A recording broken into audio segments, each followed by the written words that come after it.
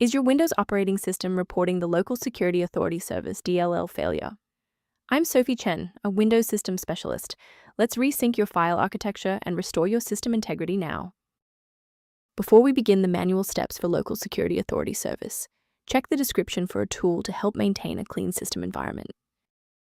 This is the Local Security Authority Service. This library is the Local Security Authority, LSA, Server module.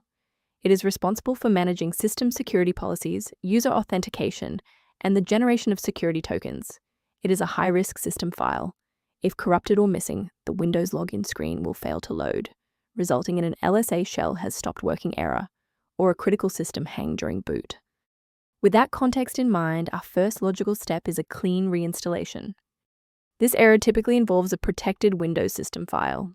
Open command prompt with administrator privileges and run sfc/scan now to verify system integrity and restore damaged files, like Local Security Authority Service DLL.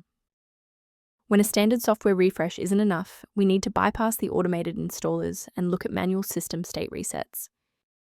If your system has been running for an extended period, a reboot might be necessary to resync your background processes and clear any temporary locks on the Local Security Authority Service file.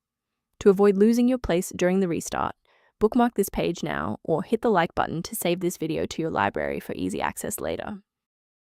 With the restart confirmed as ineffective for this instance, let's analyze the registry settings next. If you need to pause the video while navigating the registry editor, feel free. Since a standard reboot didn't restore the system manifests, we need to perform a deep repair of the Windows image. First, open command prompt as admin. Second, you're going to type dism /online//cleanup-image//restore health, then hit enter. Why are we doing this? Well, this forces Windows to download a fresh master copy of the system manifests from Microsoft servers to replace corrupted source files that SFC can't fix on its own. To protect your system architecture, I have a few recommendations regarding file authenticity. Remember that manual replacement of Local Security Authority Service DLL is highly risky.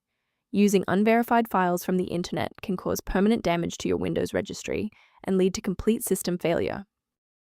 To support your system's overall health without the complexity of manual directory management, a maintenance utility is a solid option. If your workstation feels less efficient, the resource below provides background information on managing Local Security Authority Service. If your workstation is back online and Local Security Authority Service is running smoothly, please consider subscribing. It's the best way to support our mission of providing safe, reliable solutions.